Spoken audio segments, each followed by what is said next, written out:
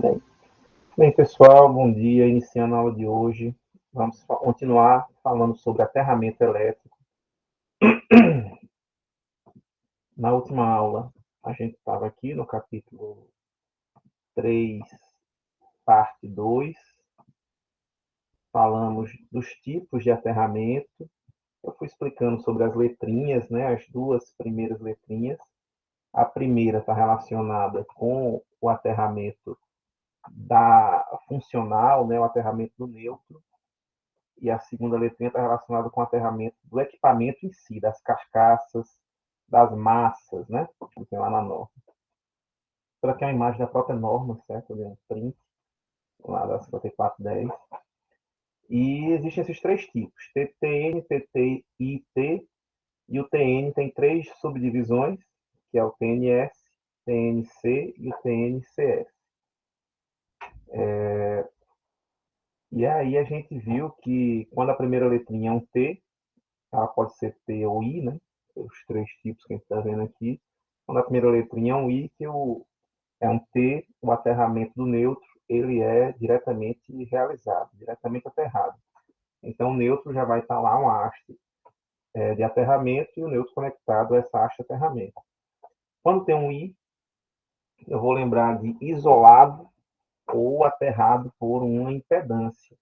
Certo? Então, eu vou fazer o que aqui quando tem um I? Eu vou lembrar dessa imagem, vou voltar aqui um pouquinho. Pronto. Lembra dessa imagem que eu mostrei aqui? Está vendo que o neutro, aqui eu tenho três fases, três fontes, né? Com um condutor comum único, com o neutro. E esse neutro ele está aterrado. Ó. O neutro está aterrado, diretamente aterrado. Então, quando há lá na carcaça uma, uma falta, né? um defeito para a terra, como o neutro está aterrado, a corrente vai circular entre a terra, a haste de aterramento lá da carcaça do equipamento, ela vem aqui por baixo pela terra, literalmente por baixo da terra, sem nenhum fio, né? Mas ela vem por baixo da terra e finalmente ela vem de volta aqui para o neutro, subindo pela terra aqui para o neutro do equipamento, da fonte, né? E ela vai fazer esse caminho. Se eu coloco aqui uma haste mal aterrada no meu equipamento, essa corrente de curto ela vai reduzir. E pode reduzir significativamente até não sensibilizar mais o disjuntor. Ou se quem estiver tomando choque, quem estiver sendo o caminho, o condutor da carcaça para o terra, for um corpo humano, por exemplo, que tem uma alta resistência, essa é uma corrente bem pequenininha que vai circular aqui e não vai ser capaz de sensibilizar o disjuntor terromagnético, certo? Então, basicamente, o IT, o que ele faz? Ele deixa perfeito aqui esse aterramento e coloca propositalmente uma resistência aqui. Então, tem aqui uma resistênciazinha, vai ter uma resistência aqui nesse ponto.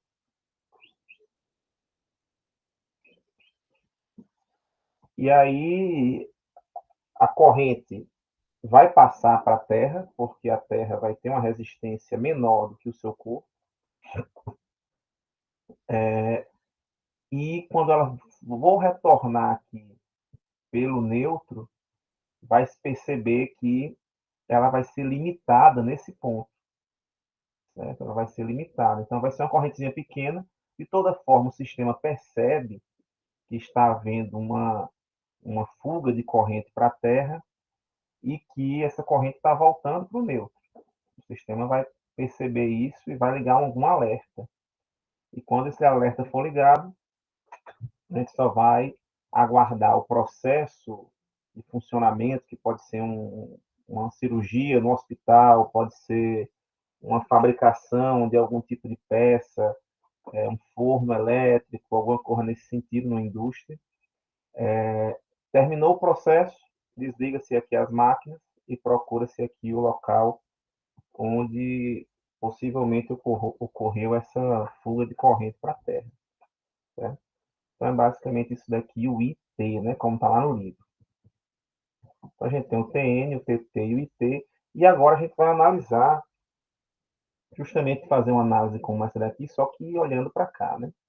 Quando eu colocar disjuntores aqui e os DRs, o que, que pode ocasionar se algum deles falhar, o que a gente vai ocorrer? Muita gente pensa, não, provavelmente na casa de alguns de vocês, ou uma casa que vocês já visitaram, não tinha o DR, certo? Principalmente se for uma instalação mais antiga. Não tinha o DR, só tem o disjuntor tradicional. Então, quando só tem um disjuntor tradicional, quais são os problemas do ferromagnético? Quais são os problemas que podem ocorrer na instalação?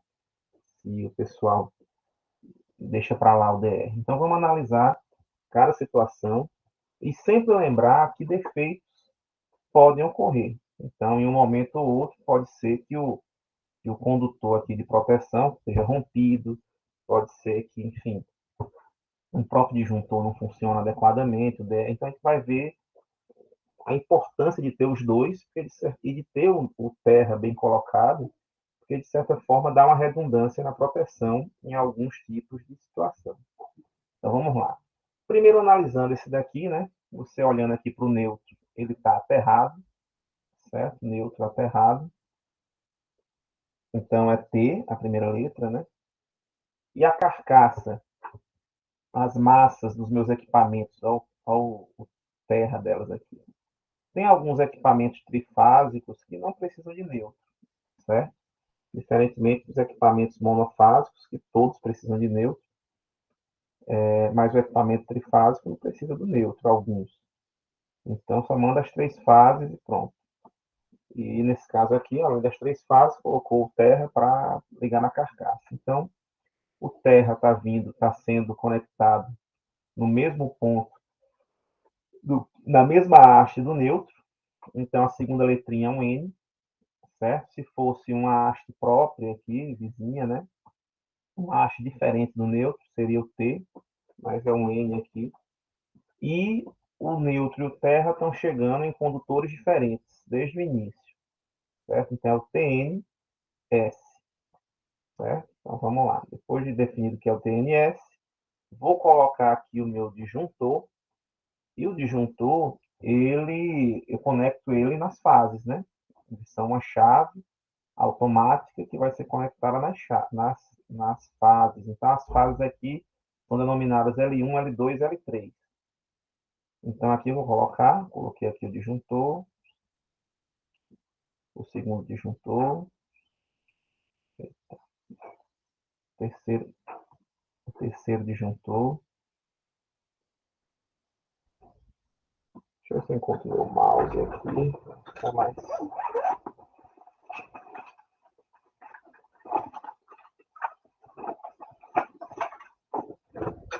Agora vai melhorar.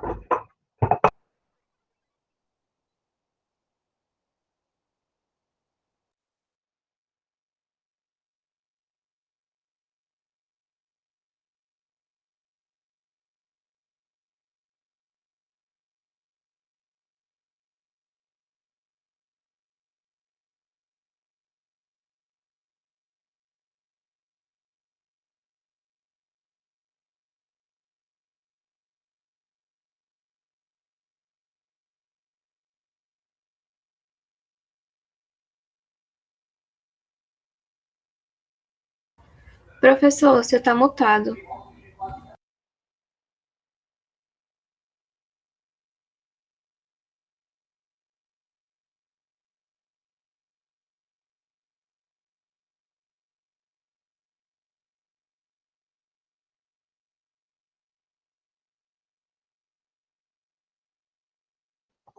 Oi, oi, oi, testando. Estão me ouvindo?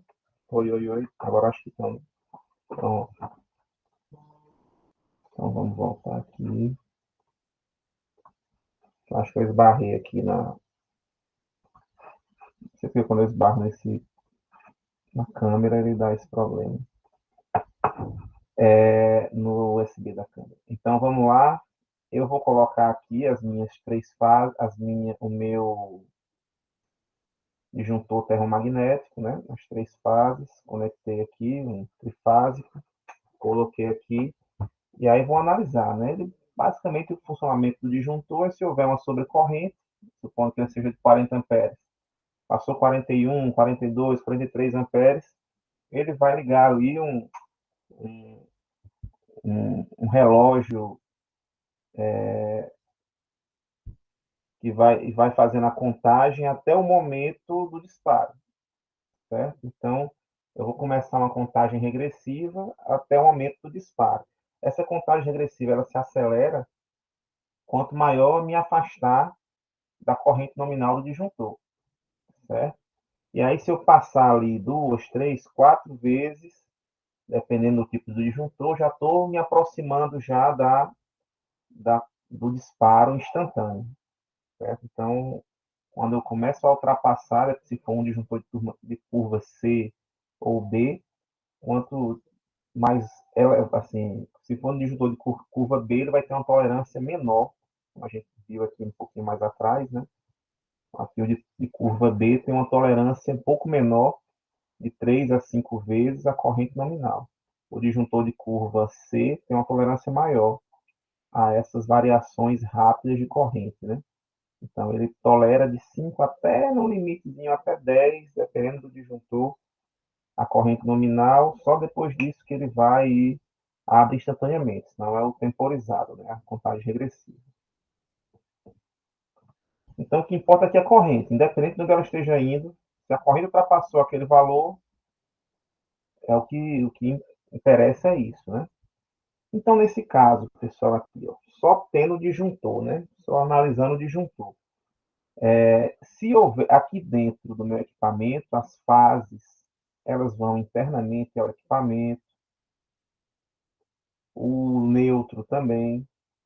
Então, isso aqui é tudo interno. E o terra, não, o terra fica só na carcaça. Ele fica só na carcaça, certo? Mas as fases estão lá, se for um motor, está passando lá nos enrolamentos do motor, o neutro e tal, tá tudo internamente. Só o terra que fica só na carcaça, só na proteção, certo? Então, se em algum momento o equipamento vibrou, equipamentos que sofrem vibrações com seu funcionamento, na lavar alguma coisa, ou se tiver algum roedor, é muito comum os roedores entrarem depois de muitos anos, né? Enfim, tem algum roedor aí, ele acaba entrando no equipamento e começa a roer os condutores, ou com o tempo o condutor acaba ficando menos flexível, né? Acaba ficando mais rígido, quebradiço, e ele vai e se deteriora, abrindo e fechando uma porta, enfim, do equipamento, e acaba deteriorando, e a fase entra em contato com a carcaça, em algum ponto. Pronto. Nessa situação aqui, o que, é que vai acontecer? A carcaça, por sua vez, está aqui conectada no terra, no condutor de terra, que por sua vez está conectada ao neutro e ao mesmo aterramento do neutro. Então, em só eles estarem conectados, o terra no neutro, já era suficiente para causar um curto, certo? Já era suficiente para causar um curto, porque aqui eu estou encostando. A fase A, né, porque vê a corrente aqui, ó, a fase 1 aqui, L1, veio, desceu, aí aqui ela vem por funcionamento e mantém-se aqui com esse contato lateral, entra aqui em contato com terra, vem para cá, e aqui ela tanto entra em contato com terra quanto entra em contato com o neutro, certo? Então, nessa situação aqui, a gente tem um curto-circuito ótimo para o sistema de proteção, porque aqui a gente entrou em contato tanto com o neutro quanto com terra. Entrou em contato com esses dois elementos aqui, que estão conectados entre si, né? O neutro e a haste de aterramento, certo? Então, se a fase entra em contato com o neutro, é um curto-circuito. Aqui é como se fosse aquele meu mais e o neutro minha referência, meu menos, certo? Entrou em contato fase neutro, curto-circuito, grandes correntes vão circular, vai passar uma corrente aí de centenas de amperes, E aí o disjuntor, certamente ele vai entrar naquela classe já de disparo instantâneo, certo? Sem dúvidas.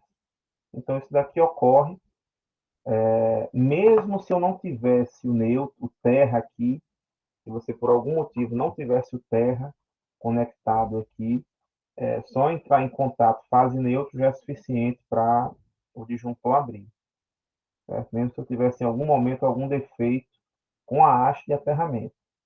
Só em estar essa conexão terra e neutro realizada já é o suficiente para disparar aqui esse curto-circuito dentro da sua casa, né? Então, nessa situação aqui, ótimo, sem maiores problemas. Mas aí, tem até um videozinho no Eletricity que eu vou colocar para vocês. Se você estiver só confiando no terra aqui, quais os problemas podem ocasionar?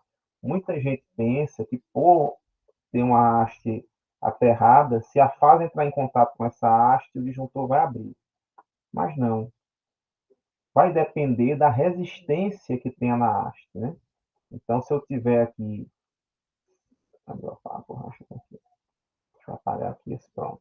Se eu não tivesse essa conexão terra e neutro em algum momento, ou ela não fosse tão bem feita, essa conexão aqui do terra para o neutro, como a gente vai ver em outros tipos de aterramento, terra não é conectada ao neutro, o que pode acontecer?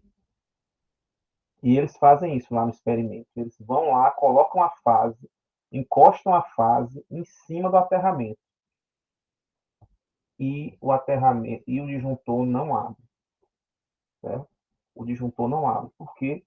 Porque dependendo do local que você esteja, aqui a gente pode ter o quê? 50 ohms.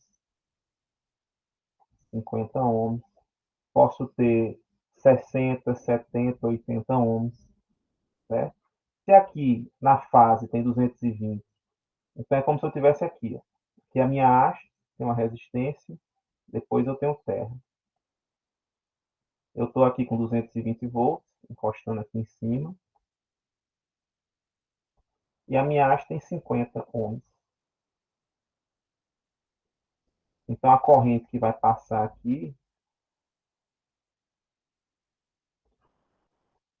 a corrente que vai passar aqui, a corrente que vai passar aqui é de 220 dividido por 50.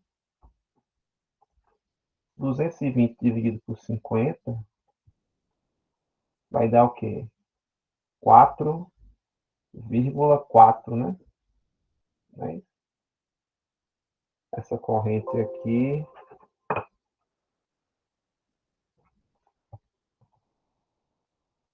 220 dividido por 50, 4,4.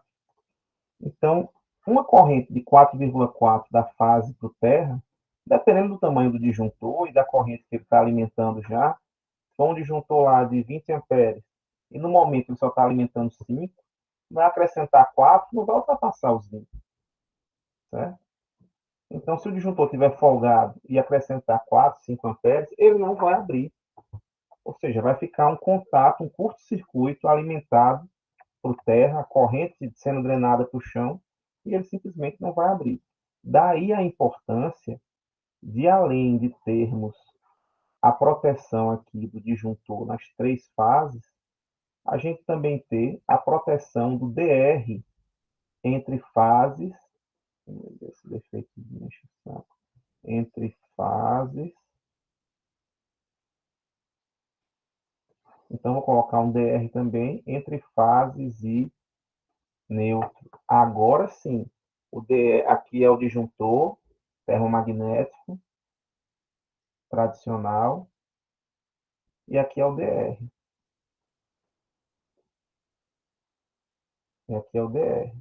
O DR ele vai ser conectado entre as fases, se for mais de uma, né?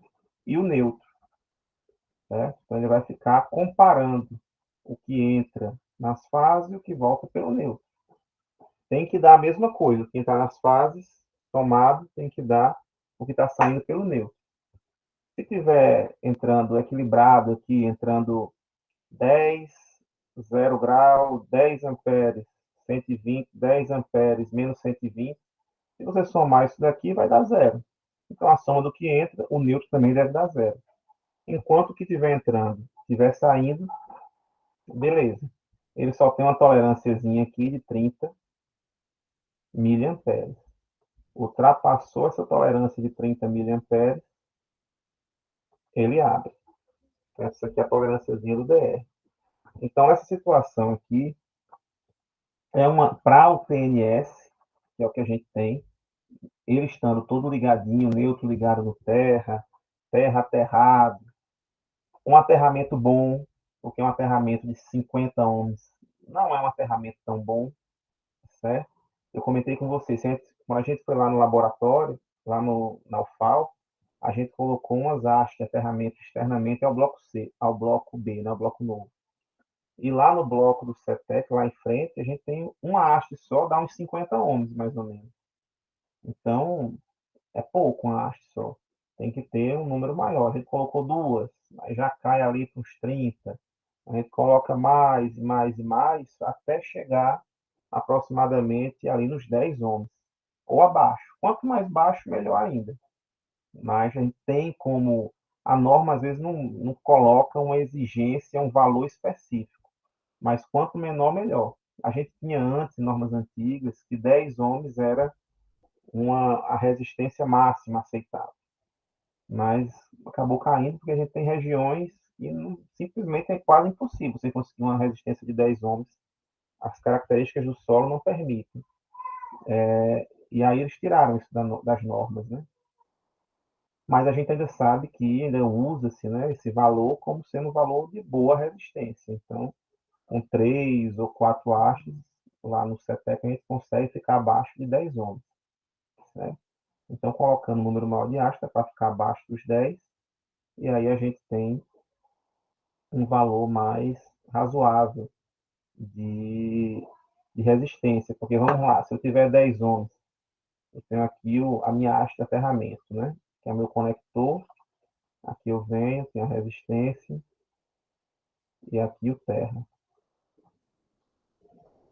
Tem uma resistência de 10 ohms, que tem 220 volts sendo aplicado,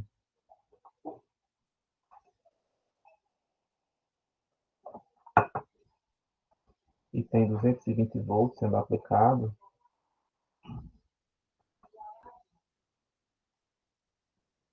Se eu colocar 220 volts em 10 ohms, eu vou ter 22 amperes.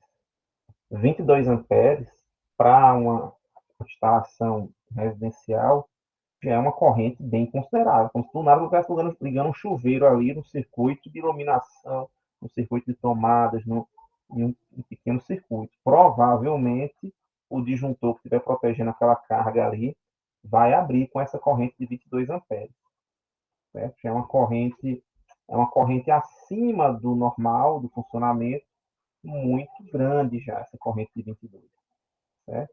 Mas ainda assim, eu tenho um certo risco de, em algum momento, talvez ela não ultrapassar a corrente do disjuntor ferromagnético ainda, 22 amperes. Não é nada de outro mundo. Pode ser que eu tenha algum circuito ali que, coincidentemente, permitir a passagem de uma corrente maior e no momento não tinha essa corrente toda circulando nas cargas e quando acrescentou 22 amperes, acabou que não foi suficiente e a gente precisou ainda,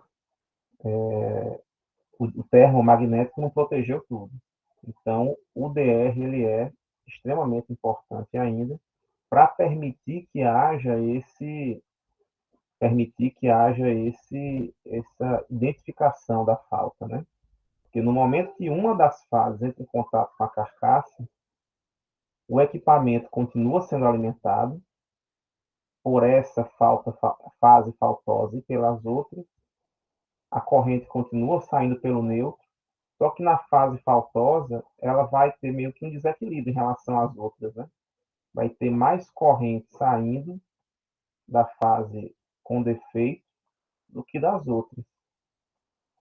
Então, quando a gente soma aqui a corrente que está entrando, vai ter essa esse excedente, né, de corrente que está voltando pelo terra aqui. Então, vai ter esse excedente de corrente que vai ser percebido pelo DR, caso ultrapasse os 30 miliamperes. Né? Então, porque o DR ele não olha para o terra, ele fica comparando as três fases e o neutro. Certo? Se alguma coisa passou pelas fases e não está voltando pelo neutro, ele vai lá e abre. Okay? Então, o TNS, naturalmente, ele é bem melhor do que o TT. Certo? Só em o neutro e o terra estarem conectados no mesmo ponto aqui, isso aqui já ajuda muito para o disjuntor termomagnético tradicional me proteger bem já da situação.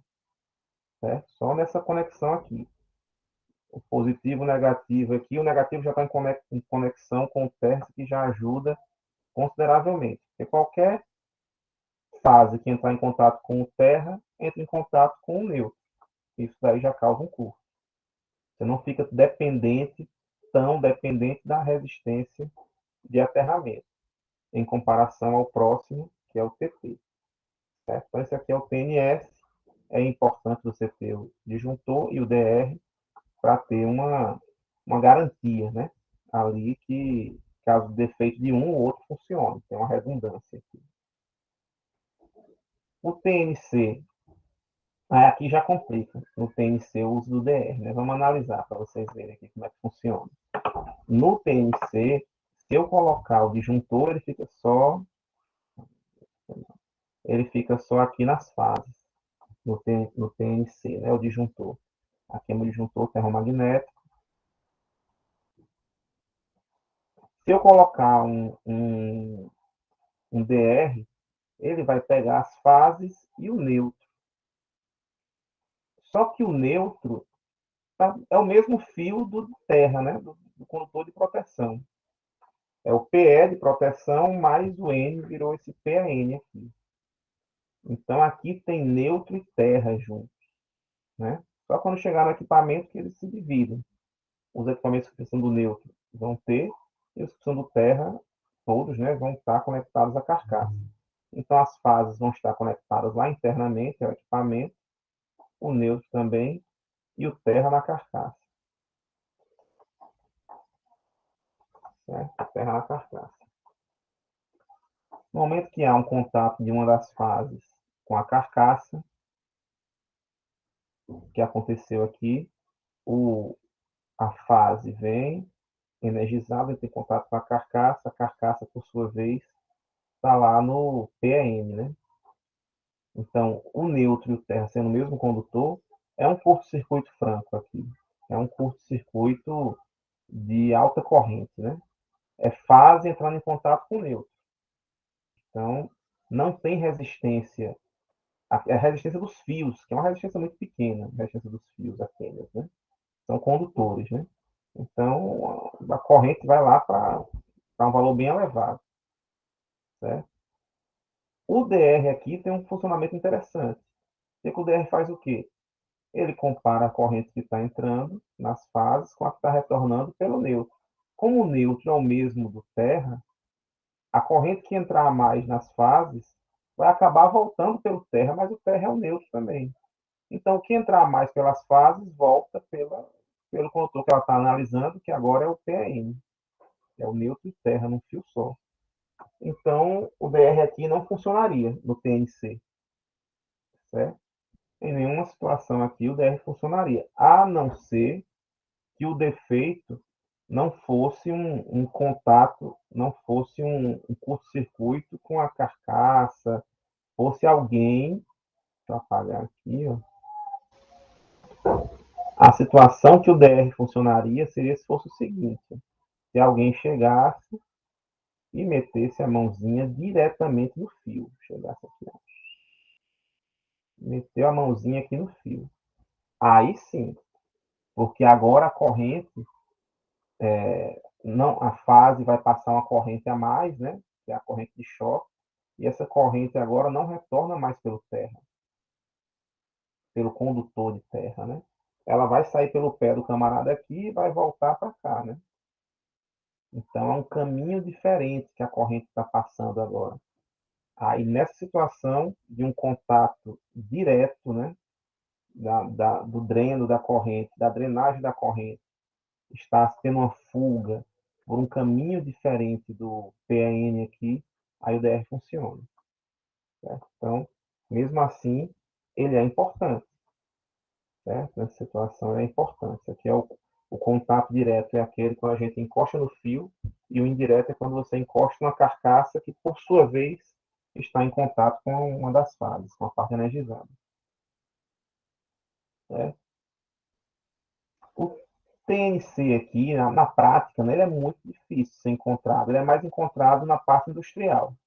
Na parte industrial tem alguns equipamentos que importados, enfim, que já vêm com esse padrão aqui, e chega só um PN, você conecta lá o PN em uma parte dele, internamente ele faz essa divisão do neutro e do térmico.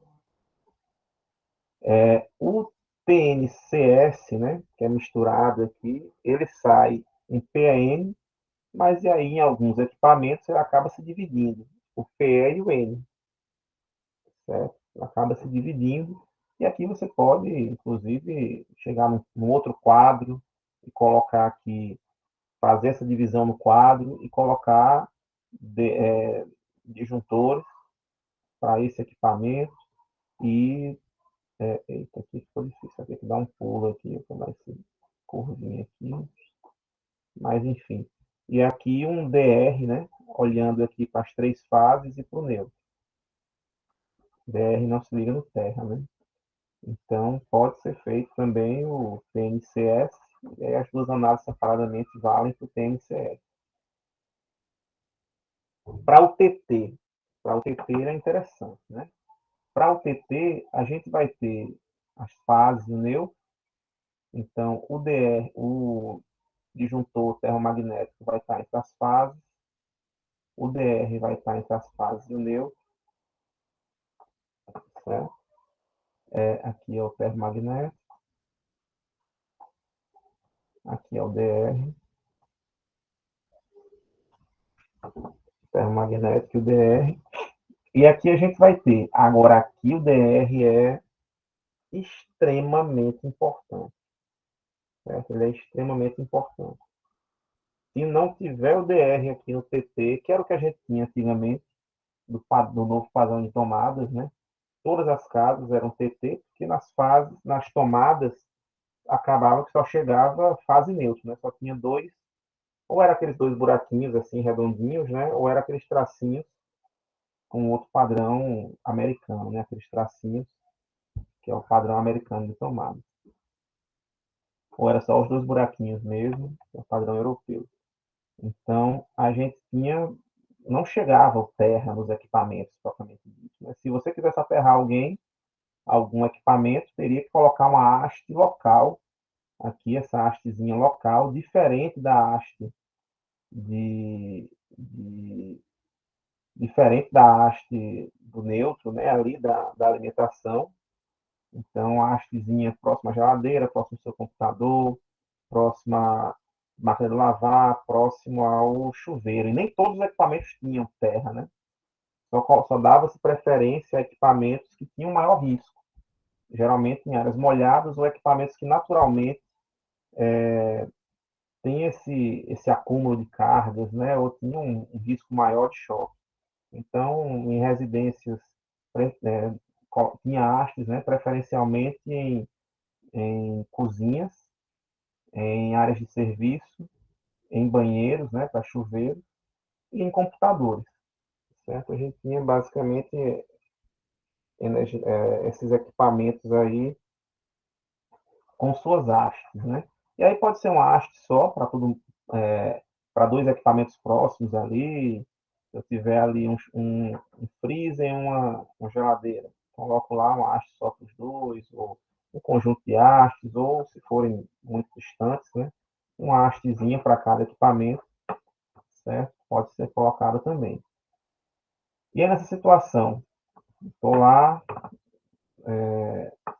em algum momento daqui a haste e tal, Mas aí eu tenho um choque direto aqui, não um choque indireto. Se ocorrer um choque direto, ou seja, eu fui lá, encostei sem querer um fio que estava desencapado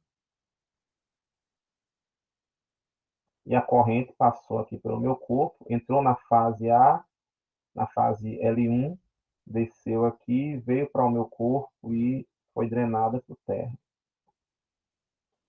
E passou aqui a retornar pelo neutro, né? O meu corpo tem uma grande resistência, o que vai acontecer? O disjuntor termomagnético não vai nem perceber. Vai passar aqui no meu corpo 1 ampere, meio ampere, uma correntezinha pequena, que para mim, para o seu corpo, meio ampere é muito grande já a corrente, certo? 1 ampere é uma corrente muito elevada, mas para os fios que o disjuntor termomagnético está protegendo, isso às vezes não é nada. Então, você está lá tomando choque. Se o DR não estiver lá, você vai continuar tomando esse choque por muito tempo.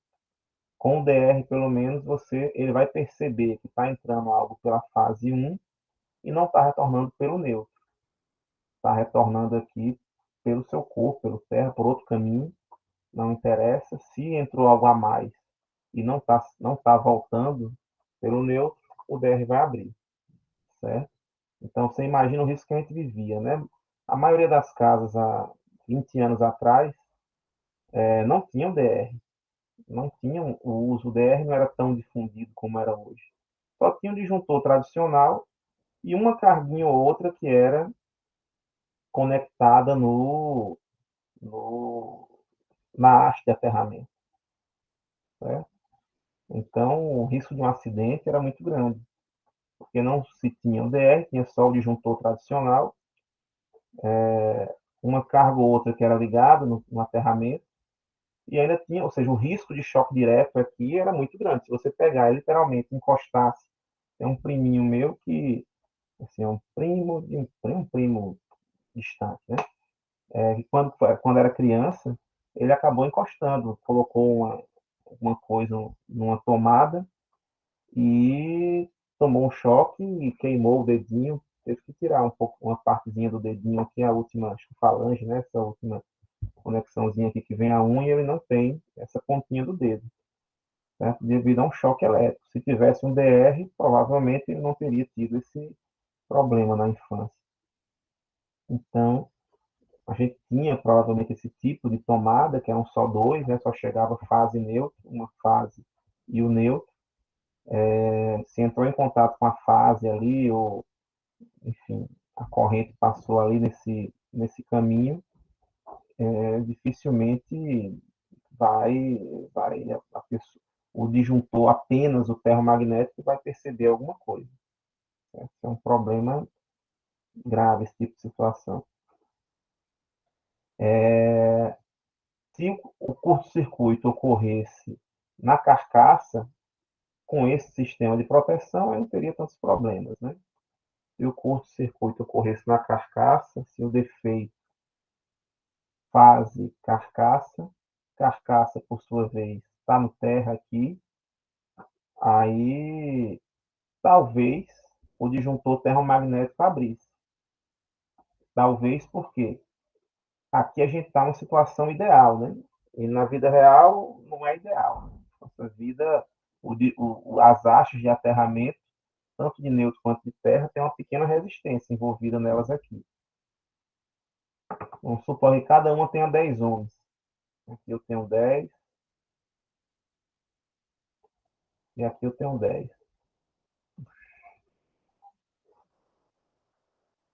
Então, o caminho da corrente, né, ela iria passar pelos 20 ohms aqui, a soma dessas duas, né, o caminho da corrente, porque ela sairia do positivo, que é a fase, entraria aqui na carcaça, na massa, viria aqui pelo condutor de terra, né, o haste de aterramento tem uma resistência, viria pela resistência do solo, subiria aqui por essa resistência da haste do neutro para chegar no negativo efetivamente. Então, é um circuito elétrico todo aqui, com várias resistências, até chegar no negativo. E aí ter a circulação efetiva dessa corrente. Então, se aqui a soma desse uns 20 amperes, desse uns. Talvez o disjuntor termomagnético ainda assim não abrisse. Né? Então, não dá para confiar na abertura do disjuntor termomagnético, porque efetivamente ele só abre quando a corrente ultrapassa o seu valor em alguns amperes, né? E nem sempre isso ocorre quando a gente tem uma resistência a ferramenta elevada. Se fosse pequenininha a resistência a ferramenta aqui, maravilha. Cada um aqui, 1 ohm, maravilha. Ia ter 220 volts em cima de 1 ohm, de 2 ohms, no caso. Então, a corrente iria ser bem elevada, o disjuntor iria perceber, caso ele não abrisse, o fio ia começar a derreter. Então, no TT, como nos outros, né, o DR é extremamente importante, mas talvez seja mais ainda no TT. E no IT, a proteção do IT, a gente continua colocando aqui, como neutro é um ponto aterrado ou um ponto, praticamente os equipamentos aqui não vão usar o neutro, né, como retorno. Vão ser já equipamentos trifásicos aqui, ou pode até, como é por impedância, pode usar aqui também o neutro, mas geralmente vão ser equipamentos trifásicos que vão funcionar sem neutro mesmo. E quando o defeito, se ocorrer um defeito, voltando aqui àquele exemplo anterior, né, esse daqui, quando ocorrer um defeito, o sistema de proteção lá do hospital, da indústria, enfim, ele vai ter que perceber essa entrada de corrente aqui. Tem que ter uma sensibilidade nesse momento aqui. Quando estiver entrando alguma corrente, vai ser uma corrente baixa, porque tem uma resistência aqui, ou o próprio equipamento deve perceber em algum momento uma saída de corrente por terra. Né? Então tem que ter um sistema extra de proteção, uma certa automação aqui, alguns sensores aqui para perceber essa fuga de corrente pela terra e aí sim acionar algum alerta, algum alarme para que seja percebida esse tipo de situação. Certo? Então, aqui do mesmo jeito, vai colocar aqui os disjuntores termomagnéticos, certo? Tradicionais, e vai ficar monitorando se a corrente que está passando por aqui vai ultrapassar o valor nominal desse disjuntor. Então, a proteção do IT aqui é mais, tem alguns outros detalhes, né, mais específicos para a sua aplicação, que não é residencial, não é nosso objetivo, mas já antecipando para vocês.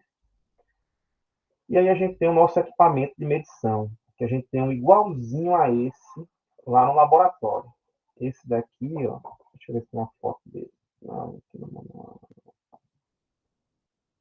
Mas ele é um equipamentozinho, igualzinho esse daqui, certo? Ele vem com 3 conectores.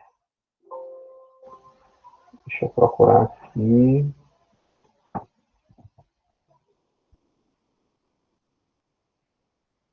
É o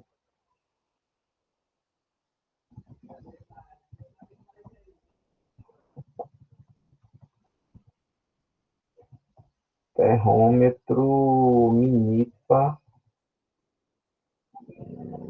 acho que é o 1530. Deixa eu botar só Minipa assim, para ver se aparece.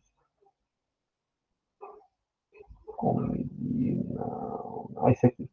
Pronto, é exatamente esse daqui. Então, nesse daqui, vocês veem, ó, é Eletricity também. Isso é um canal maravilhoso. Então, é exatamente esse daqui. Deixa eu ver se ele fala sobre o Minico aqui. É o 1530, exatamente. MRT 1530. Então, esse daqui é o que a gente tem no laboratório. E ele vem com 3 hastes. Uma verde, uma amarela e uma vermelha. A verdinha, eu vou ter um Ezinho aqui, ó. Vai lembrar esse Ezinho de Earth, né? De terra. E tem inclusive um sinalzinho do terra aqui do lado.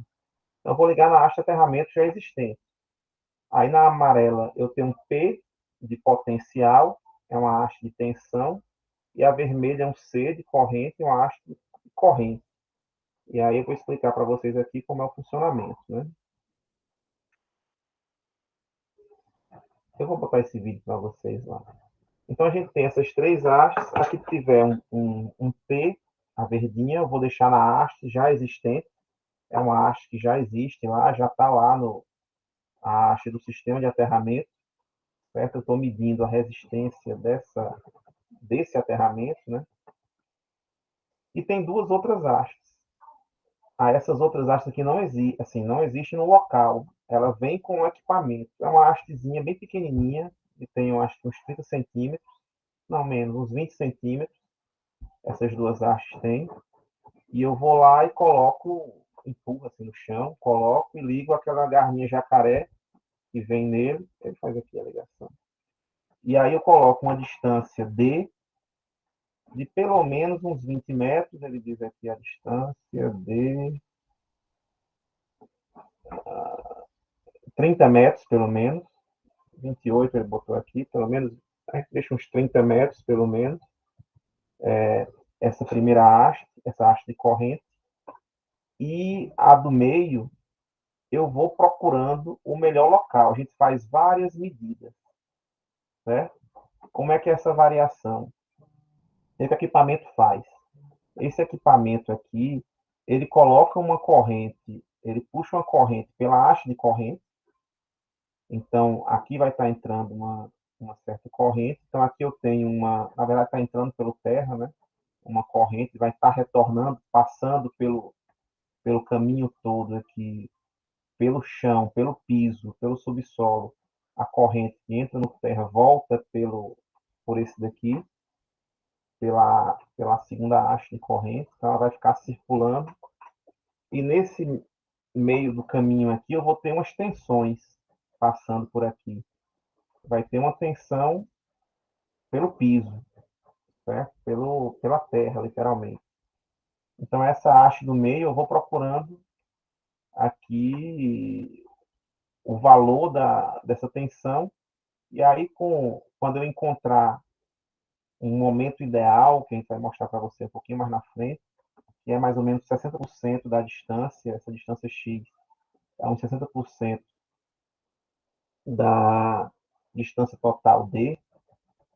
Então, quando eu encontrar essa posição exata, onde não tem variação, caso eu vá para frente, eu vá para trás, considerável, então o equipamento por dentro ele vai e já faz a divisão entre da tensão pela corrente, dessa tensão encontrada pela corrente que está circulando.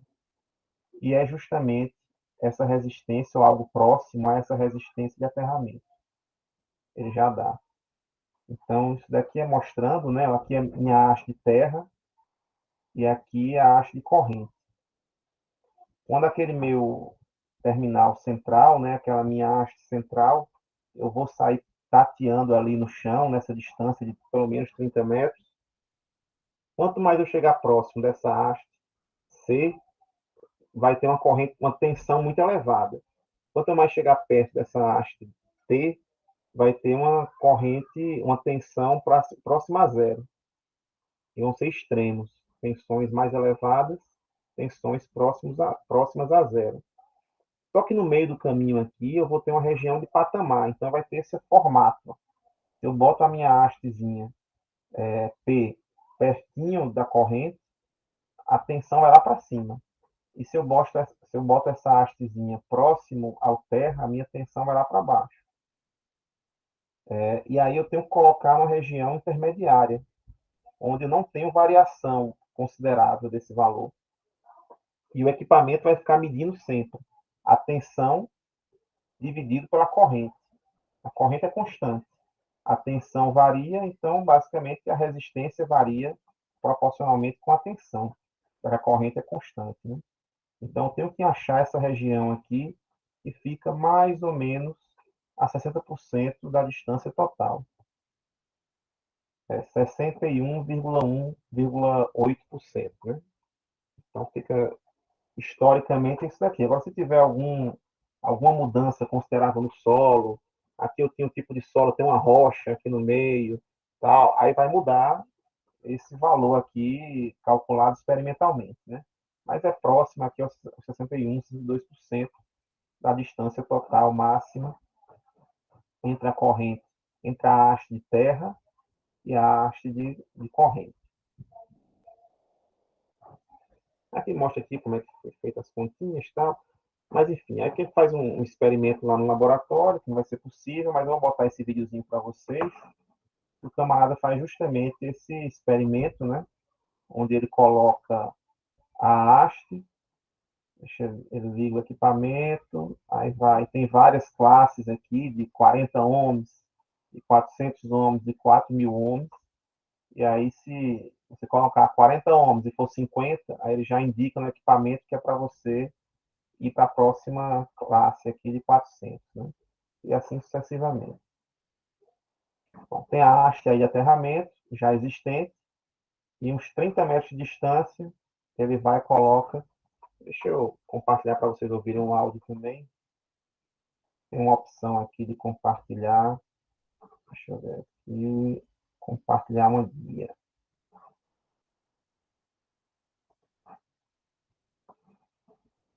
Acho que vocês vão ouvir o áudio agora. Instalação elétrica. Dá para ouvir o Conforme áudio? manual, a haste que receberá o conector amarelo deverá estar a 5 metros de distância da haste que recebeu o conector Estão conseguindo ouvir verde. o áudio? Liga o E a microfone aí, me haste que diga. receberá o conector vermelho deverá estar a 5 metros de distância da Dá haste para ouvir, que professor. recebeu o conector amarelo. Beleza. Antes de iniciar os testes, a tecla Sim, deixa eu voltar amarela aqui. deverá estar a rede conectada ao depois pressionar a função relativa. Devemos ter a indicação do valor de 0 ohms.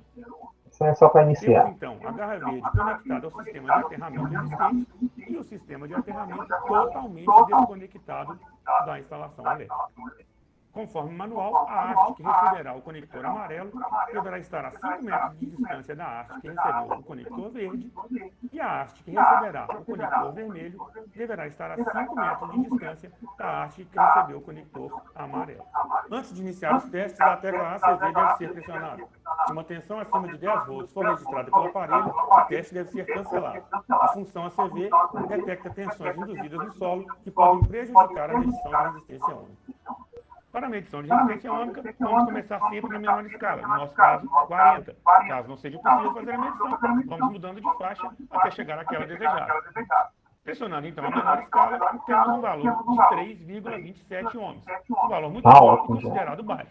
Lembrando que a norma não determina valores de resistência ohmica, ela apenas indica que eles devem ser os menores possíveis. Conforme vocês puderam ver no vídeo, nós obtivemos um valor de 3,27 ohms. Eu sei que a pergunta que fica é, qual referência eu pego para saber se eu estou dentro de uma faixa aceitável ou não? O que nós sugerimos é o seguinte, verifique primeiro se o equipamento que você vai ligar nessa instalação não vem uma indicação de valores de aterramento. Alguns deles especificam valores que devem ser utilizados. Se não for o seu caso, por boa prática, podemos citar a referência antiga da norma, que era de 10 ohms. Hoje a norma não cita isso mais, mas seria uma boa referência. Ficando acima disso, o que eu devo fazer? Caso você não consiga, a primeira medida realmente é aumentar a quantidade de hastes. Se ainda assim você não chegar no valor adequado, você vai ter que partir realmente com o tratamento de solo. Por ser um assunto um pouco mais complexo, nós vamos deixar para um outro vídeo. Espero que vocês tenham gostado. Até a próxima. Eu vou procurar um outro vídeo dele. De um lado, tem gente que não viaja por causa dos preços das passagens. Do outro, tem gente que tem milhas, mas não usa. E aqui tem gente que resolve isso em 123. 123 Milhas. Uma plataforma inovadora para você comprar passagens com até 5. Será que a NBR 5410 determina valores de resistência de aterramento para os esquemas TT e TN? Quer saber a resposta? Então se liga. Não se esqueça que todos os diagramas apresentados nesse vídeo estarão disponíveis em um link na descrição. Aproveite para deixar o seu like se gostar desse vídeo.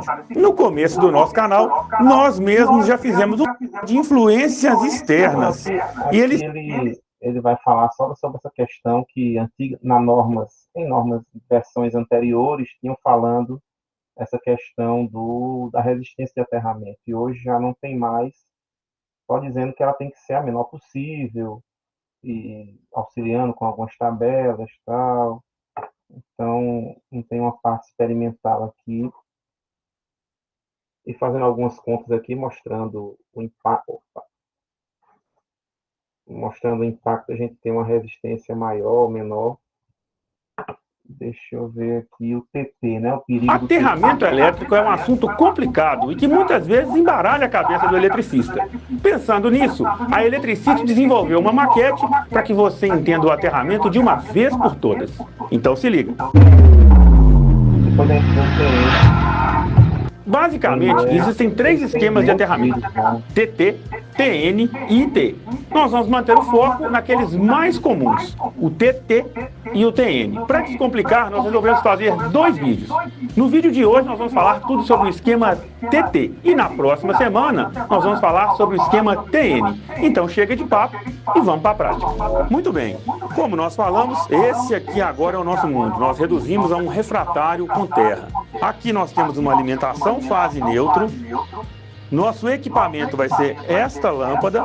Vamos utilizar um multímetro para fazer algumas medições e também o nosso simulador de resistência do corpo humano, que vocês já conhecem muito bem. Esse aqui nós temos um vídeo no canal explicando detalhadamente a função. Vamos primeiro entender como funciona o esquema de aterramento TT. Vamos acompanhar comigo na tela. No esquema de aterramento TT, eu tenho um aterramento da alimentação e depois eu tenho um aterramento das massas. O aterramento das massas é feito pelo meu eletrodo de aterramento da edificação. E o aterramento da alimentação pode ser o aterramento padrão?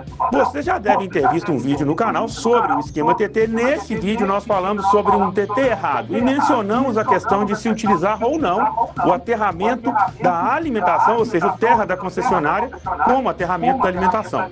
Vou falar aqui a opinião Eletricity. Nós sabemos muito bem que no mundo real você pode ter a haste do padrão cerrada, você pode ter cabos que já foram roubados, nós mesmos já nos deparamos muito com isso. Então pode ser que eu nem tenha esse aterramento. Aí eu sei que vai entrar o seguinte questionamento: eu não tenho massa, é tudo referenciado, meu vizinho está aterrado e assim por diante. Se eu começar a considerar isso, daqui a pouco vai virar uma bagunça tremenda. Então, na nossa opinião, você tem que fazer um aterramento separado para a alimentação, com uma haste que seja normatizada, faça para que você tenha acesso e manutenção. Se você tem acesso à haste do seu padrão, consegue visualizar, consegue dar manutenção, consegue saber que ela existe, considere ela, pode ser considerada. Se não, faça o aterramento separado. Então, o que ele está falando aí, né, que alguns eletricistas, algumas instalações confiam no aterramento que é feito lá no transformador da distribuidora, lá na sua rua, né? Não, você entrou na sua casa, vai ter sua própria haste interna dentro do seu campo de controle, né, do seu campo de visão, para que não tenha um risco de haver algum rompimento com o tempo, ou uma fuga de condutores, ou um roubo de condutores. tem fase neutro, meu barramento de neutro, e o terra, eu preciso aterrar. Essa aqui vai ser a nossa haste de terra. Um fio de cobre rígido, com um conector de amola, eu vou aterrar o neutro. Isso aqui é o terra da concessionária, é o terra do meu padrão de entrada.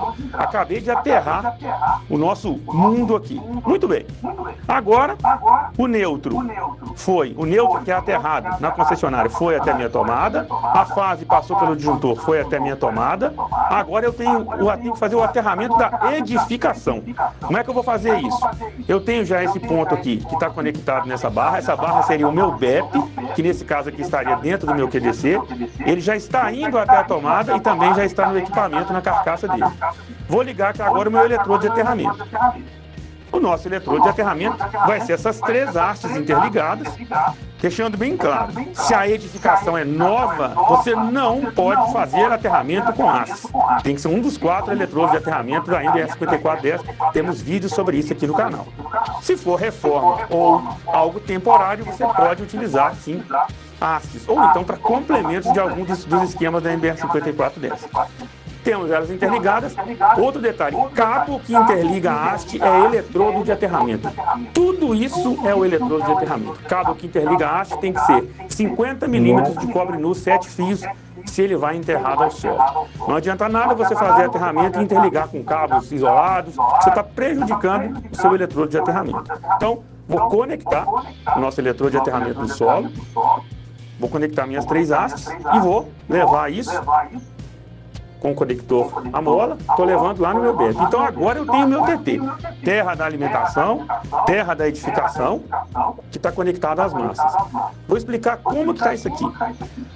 O nosso equipamento tem essa lâmpada com a fase e o neutro. Aqui eu tenho um ponto do aterramento, está na carcaça, por isso que ele tem essa parte metálica. Esse ponto aqui é a fase, é a mesma fase que alimenta a lâmpada. Eu vou utilizar para simular faltas à terra, para simular um cabo que está encostando na carcaça ou uma falha de isolação. Assim é que nós vamos testar o nosso esquema TT. Vamos ver agora como ele vai funcionar na prática. Muito bem, vamos ligar o nosso sistema. Eu já vou deixar bem claro que está aparecendo os valores no multímetro aqui, é porque ele está numa escala automática, então ele detecta tensões muito baixas e ele tem detecção de tensão, então ele vai dar essas variações, mas as pontas de prova dele são soltas. Então, muito bem, liguei meu equipamento. O que eu vou fazer agora? Eu vou simular uma falta na carcaça. Eu vou encostar a fase na carcaça do equipamento. Por algum motivo, essa fase encostou ali na carcaça. O que aconteceu aqui no meu sistema? Não aconteceu absolutamente nada. Continua funcionando. Mas vamos ver se eu tenho tensões induzidas. Vou pegar as pontas de prova do meu multímetro, vou conectar na carcaça e vou no solo.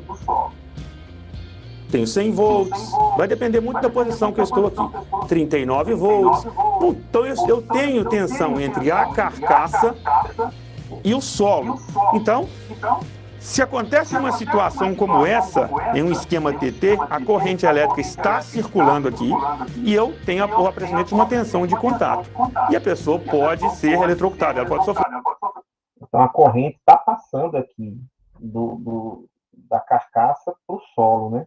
Só que não foi suficiente para abrir o disjuntor. Então isso daí era um disjuntor normal, não está usando um DR, né? Um choque elétrico com isso. Mas onde está circulando essa corrente? Se ela encostou na carcaça, a fase encostou na carcaça, a corrente elétrica passou pelo meu condutor de proteção, foi até a minha tomada, veio até meu BEP ou barra PE, veio para o meu eletrodo de aterramento e passou pelo solo, vindo até o meu outro eletrodo. Os circuitos que nós conhecemos funcionam assim. A corrente elétrica volta para a fonte e, nesse caso, ela vai voltar pelo solo. É evidente que em solo real a corrente circula de forma iônica, é uma corrente através de íons, não é uma corrente eletrônica através de elétrons, como a gente costuma ver. Aqui é uma terra úmida para que você tenha essa visualização. Ainda tem dúvida de que tem corrente elétrica circulando aqui, vindo até esse eletrodo e vindo para cá? Vão medir, eu tenho um conector de mola que eu vou abrir e vou colocar esse aparelho em série, porque ele tem uma escala reduzida. Vamos ver se tem corrente realmente circulando nesse solo? Muito bem, vamos ver como é que está agora o amperímetro ligado. Veja os 2 cabos saindo dele. Então eu tenho aqui DEP, veio em uma ponta de prova, passou no amperímetro, voltou aqui no cabo e foi no eletrodo de aterramento. Vou tirar os cabos para não atrapalhar a visualização. E vamos ligar novamente o meu circuito. Vamos ver o que vai acontecer. Como eu falei que está numa escala reduzida, eu consigo correntes menores, eu estou vendo aqui 56 miliamperes que estão circulando por onde? Pelo solo. Se eu retirar o meu eletrodo de aterramento do solo, acabou a minha referência. Não tenho mais circulação de corrente. Perceba que se eu coloco uma haste, eu tenho um valor, se eu coloco mais hastes, esse valor vai aumentando. Por quê? Eu estou reduzindo o valor da resistência de aterramento, estou fazendo circular uma corrente maior. Muito bem, então nós vimos que essa corrente está circulando. Eu vou pegar o meu simulador de resistência do corpo humano, tem aqui as 2 pontas de prova, vou colocar uma ponta de prova no solo e vou tocar aqui. Atuou o IDR. Esse IDR... Aí ele fez o que aqui? Ele colocou um DR aqui de 30 miliamperes, né? E na hora que ele faz essa conexão, se o DR abrir, é porque foi ultrapassada essa limitação de 30 miliamperes. E normalmente o DR tem. E aí se abrir é como se a pessoa tomasse um choque com um maior risco de estar passando uma corrente elevada. Se fosse uma pessoa que encostasse, ao invés desses conectores que ele está fazendo aqui, passaria uma corrente de mais de 30 miliamperes pela pessoa, certo? E aqui tem várias resistências de corpo humano, enfim, ele como ele tem uma série de vídeos, ele explicou como é que faz isso daqui e tal. Que atuou aqui está mostrando que a pessoa sofreu um choque elétrico, em escala de 2.500 ohms. Ela tocou na carcaça do equipamento e sofreu um choque elétrico. Então, o aterramento por si só não resolve nada. Então, o que eu quero dizer com isso? Que o TT é ineficiente? De maneira alguma. Qualquer esquema de aterramento é eficiente. Está faltando uma coisa aqui, que já foi falado inúmeras vezes no canal Eletricity. Está faltando o seccionamento automático da alimentação. Eu preciso que alguma coisa desligue a alimentação automaticamente para que a pessoa não sofra choque elétrico. Porém, o disjuntor não vai atuar com uma corrente de 59, 60 mA. Quem vai fazer isso? O nosso amigo, o IDR. Eu vou agora colocar o IDR no circuito da forma correta para que você veja que o esquema TT é sim muito eficiente, desde que seja feito dessa forma. Muito bem, o IDR já está montado agora na minha instalação. Veja que eu tenho a fase, passando por ele indo para a tomada. O neutro entrou aqui, foi aterrado, continua com terra da concessionária aqui, ou o terra da alimentação. Então o neutro está aterrado antes do IDR, passei pelo IDR, fui para a tomada. O terra está aqui, então o meu eletrodo de aterramento também foi para a tomada. Agora eu vou fazer a falta novamente. Vou simular que a fase encostou na carcaça. Vamos ver o que vai acontecer? Vamos acompanhar aqui o IDR.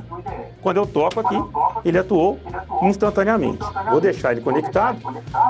Isso ele está fazendo seccionamento da alimentação, impedindo que alguém seja eletrocutado, alguém sofre um choque elétrico aqui. Então, ele conseguiu detectar aquela corrente mínima. Com isso, eu resolvo todos os problemas? Ainda não. Aqui eu estou usando um IDR de 30 mA. Existem IDRs de 500, de 100, e aí eu posso precisar de resistências de aterramento com valores dentro de uma certa faixa para que eles atuem, para que você entenda. Bem, pessoal, depois vai fazer outras simulações, né? Então, vamos logo para o TNS, né? Para que a gente usa mesmo, para vocês verem aqui também. Fala, pessoal! E logo a gente vai ter... Estou doido para a gente voltar ao presencial para a gente fazer isso pessoalmente e vocês verem como Nós vamos legal detalhar o esquema de aterramento né? TNS. Então se liga. Esse é o TNS, que é o dia, né? Antes de mais nada, eu gostaria de convidar para se inscrever no canal, ativar o sininho de notificações e, se gostar desse vídeo, deixe seu like. Não se esqueça, como sempre dizemos aqui, de deixar suas dúvidas e sugestões nos comentários. Nesse vídeo, nós vamos detalhar o esquema TN na teoria e na prática. Mas qual o melhor local para a gente verificar qual é a teoria por trás do esquema de aterramento TNS? A NBR 5410. Vamos ver o que ela nos diz? Acompanhe comigo na tela. Em 4.2.2.2.1, esquema TN, a NBR 5410 nos diz que o esquema TN possui um ponto da alimentação diretamente aterrado, sendo as massas ligadas a esse ponto através de condutores de proteção. São consideradas 3 variantes de esquema TN, e nós vamos falar aqui da variante TNS. Com o diagrama que nós temos na tela agora, podemos ver facilmente que esse esquema ele é realizado de modo a fazer com que o percurso de uma corrente de falta fase-massa seja constituído apenas por elementos condutores metálicos. E vai ser semelhante a uma corrente de curto-circuito. O que eu estou querendo dizer com isso? Imagine que eu tenho aí uma falta da minha fase L3 para a massa. Com isso, eu vou fazer circular uma corrente pela massa em direção ao meu condutor de proteção. Porém, essa corrente é muito alta. Por quê? Porque eu tenho a conexão do neutro com o meu aterramento. Isso vai fazer com que essa corrente se assemelhe a uma corrente de curto-circuito. Então, vocês lembram lá, né? Quando eu falei do positivo, negativo, é a fase e o neutro. Então, se eu encosto fase e neutro, é uma corrente extremamente elevada. Você vê que ele nem falou ainda do aterramento em si, né? Porque para a corrente ser extremamente elevada, você nem precisa desse aterramento aqui. E essa corrente de curto-circuito não depende do valor de aterramento, mas somente das impedâncias dos condutores pelas quais o sistema é constituído. Por isso ela é elevada e eu poderia utilizar um disjuntor de proteção para seccionar a alimentação. Mas o que a NBR 5410 está querendo dizer com isso? Ela está querendo nos dizer que, para o caso do TN, eu posso utilizar um disjuntor para o seccionamento automático. Nós já falamos isso aqui várias vezes, as pessoas tendem a achar que o meu eletrodo de aterramento vai fazer com que essa corrente desapareça no solo e elimine o problema. Isso não acontece. Se você tem correntes como essa circulando pelo condutor de proteção, alguma coisa de errado está acontecendo. E você precisa seccionar a alimentação. É aí que, nesse caso, entra o disjuntor. Vamos ver como é que ficaria num diagrama mais real, de acordo com o que a gente vê no dia a dia? Acompanhe comigo na tela. Suponhamos que eu tenho uma residência alimentada por fase neutra. Nós temos aí o medidor, a haste de aterramento da concessionária, que nesse caso é o eletrodo de aterramento da concessionária, alimentação fase neutra indo até um QDC, e eu tenho agora o eletrodo de aterramento da edificação. É, esse nome comprido mesmo. É o eletrodo de aterramento da edificação, não é simplesmente essas hastes, mas são as hastes e os condutores que as interligam. Então esse é o eletrodo de aterramento da edificação, que também está indo lá para o meu QDC. Vamos ampliar um pouquinho essa imagem? Vamos ver dentro da residência o que está acontecendo. Eu tenho o QDC, eu tenho o meu neutro chegando na barra de neutro, tenho o meu condutor de aterramento, nós já falamos sobre isso aqui em outros vídeos, vou deixar o card na tela. Nós temos o condutor de aterramento que interliga o meu eletrodo de aterramento ao BEP. Desse BEP, eu fui para a minha barra PE, que está dentro do quadro, e liguei o neutro de forma indireta ao BEP, como vocês podem acompanhar na imagem. Poderia esse BEP estar dentro do QDC? Poderia sim. Vamos ver como é que ficaria? Se o BEP estiver dentro do QDC, o meu condutor de aterramento continua indo até ele, o meu condutor neutro, que na realidade aqui é um bem-vindo da concessionária, estaria na barra de neutro, e eu teria a ligação indireta do neutro no BEP dentro do QDC. E eu estou saindo com fase neutro e terra para um equipamento, que nesse caso aqui é um lava-roupas. Em condições normais, eu tenho a corrente circulando pela fase e pelo neutro. Porém, se eu tiver uma falta para a massa, ou seja, a minha fase encostou na carcaça desse equipamento, a corrente agora vai circular pelo meu condutor de proteção até meu BEP e do meu BEP para o meu neutro. E essa corrente, como nós falamos, é elevada por ser uma corrente semelhante à corrente de curto-circuito. Ela não depende do meu eletrodo de aterramento, depende única e exclusivamente da impedância dos cabeamentos. E isso nós já falamos também em um vídeo, vou deixar também o card na tela para você acompanhar.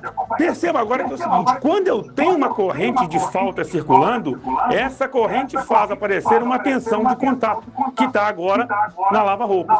Se eu não fizer o seccionamento dessa corrente, uma pessoa que entrar em contato com a lava-roupas e o solo pode ser eletrocutada, e parte dessa corrente vai passar pelo corpo da pessoa e depois voltar para o solo em direção à fonte.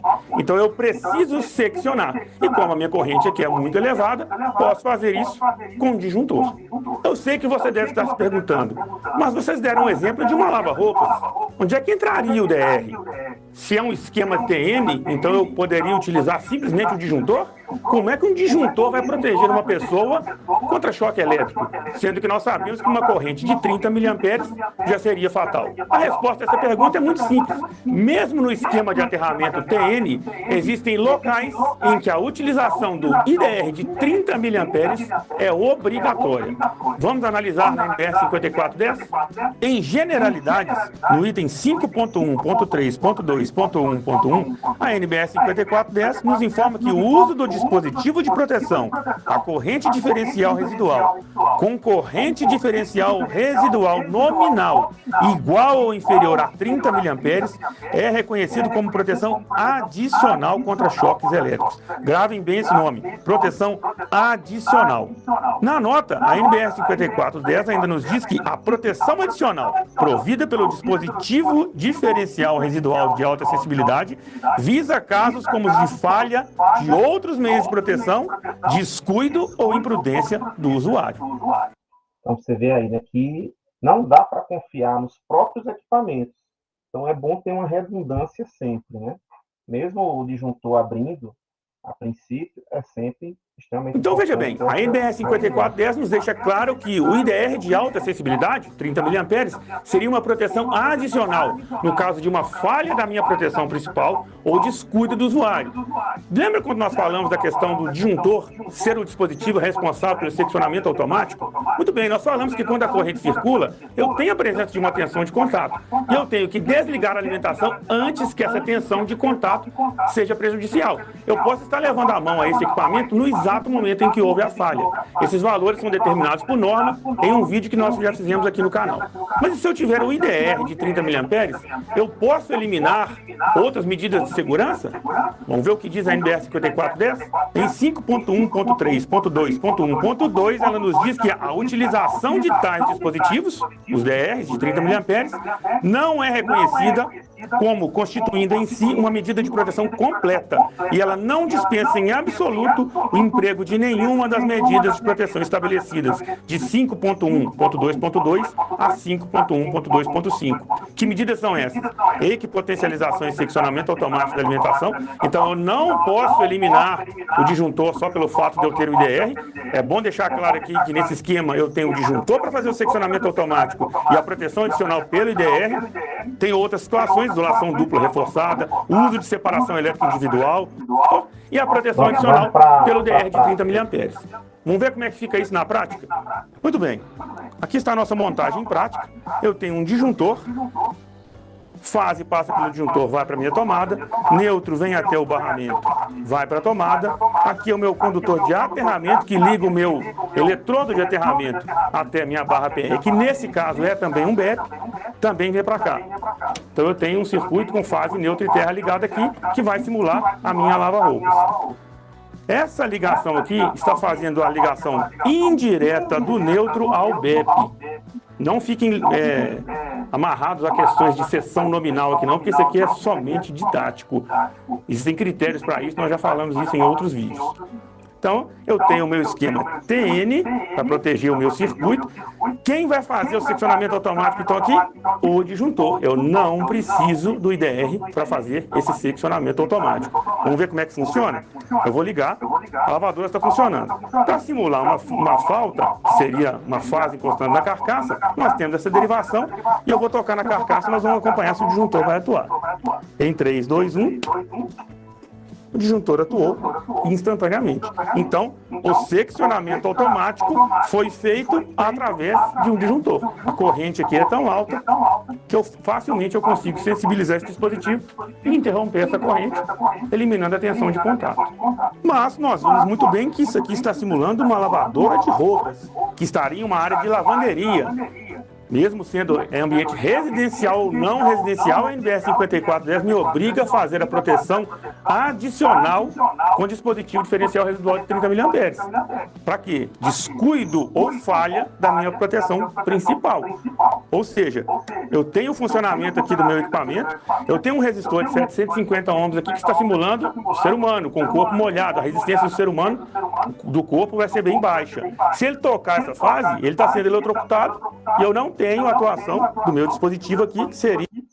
Pronto, aqui ele já está simulando, ó, é o contato direto, né? O camarada chegou e encostou na fase. Se você encostar na fase diretamente no TNS, o disjuntor não vai fazer nada, certo? Vai tomar o choque. Por isso que tem que ter o DR, né? O meu disjuntor. Não tem atuação do disjuntor. Nesses casos, é que entra o IDR. Vamos ver como é que ele vai funcionar nesse circuito aqui? Muito bem, já mudamos o nosso circuito. Agora eu tenho a fase passando pelo disjuntor, passando pelo IDR e do IDR até a tomada. O neutro entrou no barramento, voltou, passou no IDR e foi também para a tomada. Então agora eu tenho o seccionamento automático da alimentação provido pelo disjuntor e tenho a proteção adicional pelo IDR. Se eu ligar meu circuito agora, e o mesmo usuário, 750 ohms, corpo molhado, tocar... Olha a situação aqui atrás, deixa eu voltar para explicar para vocês. Pronto. Aqui eu tenho uma resistência, de um lado, uma resistência elevada, de um lado está ligada na terra, como se fosse uma pessoa com o pé no chão, e do outro ele vai encostar no fio de fase, esse fio preto aqui, que ele pegou essa conexãozinha e botou aqui. Então, se a pessoa encostar, estiver com o pé no chão, encostar no fio preto, na fase, o DR vai abrir. E se a carcaça entrar em contato com, se a fase entrar em contato com a carcaça do equipamento, que está aterrado por sua vez, ó, o fiozinho verde e amarelo aqui, o disjuntor vai abrir também. E o mesmo usuário, 750 ohms, corpo molhado, tocar nessa fase, veja bem, não estou falando de tensão de contato na carcaça. Foi colocar a tomada, o plug do equipamento na tomada, encostou de forma acidental em alguma parte energizada, ele atua instantaneamente. Poderia ser o cabo do equipamento que está cortado ou coisas desse tipo. Ó, vocês viram que atuou aqui foi o DR. Ó. O DR é isso aqui. O vizinho não atuou. O disjuntor termomagnético não atuou. Quem protegeu aqui? O dispositivo de proteção adicional, que é o IDR. Como é que funcionaria agora o meu circuito com uma falta da fase para a carcaça com os dois dispositivos? Por curiosidade, vamos ver como é que vai funcionar? Se eu tiver agora, então, a falta da fase para cá, atuei o disjuntor. Poderia atuar os dois? Sim. Pode acontecer casos em que atuaria tanto o disjuntor quanto o IDR, porque apesar de ser uma corrente de curto-circuito, ela é também uma corrente de fuga. Isso que poderia acontecer sem problemas. Então é isso, pessoal. Esse foi mais um vídeo da Electricity sobre esquemas de aterramento. Eu espero que vocês tenham gostado e até a próxima. Bem, pessoal, então espero que tenham entendido, né? Infelizmente, a gente não pode fazer pessoalmente esses experimentos mais devagarinho, né? O Adoniran é meio apressado, porque os vídeos também têm que ser um pouco mais curtos, mas eu vou deixar esses links para vocês, para vocês assistirem novamente, com mais calma, voltando um pouquinho, vendo um pouquinho, mas é basicamente aquilo que a gente explicou aqui, que eu tentei explicar para vocês em sala, mostrando a importância de cada um dos tipos de aterramento, mas essa mudança do padrão de tomadas que permitiu a gente usar o TNS foi extremamente importante, porque dá uma segurança a mais do que o TT. O TT ele é viável também, como a gente já usava antes, mas a gente fica mais dependente da boa instalação, das boas práticas para o seccionamento automático. O TNS, o DR é um seccionador a mais, assim, adicional. Só em alguns casos ele é obrigatório, mas na maioria dos casos o disjuntor termomagnético resolve a situação. Só no contato direto, que aí só o DR mesmo vai resolver. Mas é isso, pessoal. Então a gente finaliza aqui a parte de aterramentos. Eu vou deixar esses vídeos para vocês, certo? Tanto do Adoniran quanto os nossos, das últimas aulas. E a parte de quinta, a gente já inicia com a parte de iluminação, certo? Então, a iluminação que a gente viu nas primeiras aulas, que era mais um levantamento, uma expectativa da potência que a gente ia ter para, na fase de dimensionamento dos fios, a gente fazer o dimensionamento em si, foi uma primeira parte. Agora a gente vai tratar com a qualidade da iluminação de cada ambiente. E os ambientes de trabalho variam a necessidade de iluminação. A gente tem hospitais que têm uma demanda luminotécnica diferente de uma sala de aula, diferente de um escritório. Então, a gente vai ver quais são as normas que estabelecem isso, as grandezas envolvidas, e fazer um projetinho básico, né? E eu vou apresentar algumas ferramentas interessantes para vocês, caso vocês queiram se aprofundar mais nessa parte de projeto luminotécnico. Ok, então? Beleza, pessoal. Alguma dúvida na aula de hoje? Algum questionamento, algum comentário? Tranquilo? Bem, então por hoje era isso. Na quinta-feira a gente volta. Eu vou deixar esses videozinhos para vocês. E na quinta-feira vou tentar passar alguns exercícios para a gente fazer já. Aí vocês entregam na semana que vem. Beleza? Então era isso. Tchau, tchau, pessoal. Até a próxima. Eita, sexta é feriado, é verdade. Então eu vou ter que deixar uma aula gravada. Não vai dar tempo. A nossa prova da AB2 está para quando? Dia 10, né? Acho que é dia 10, né? Alguém anotou aí no caderno?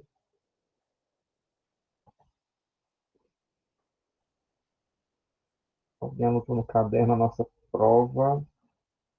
Mas eu vou resgatar aqui, se eu não me engano, foi dia 10 de setembro.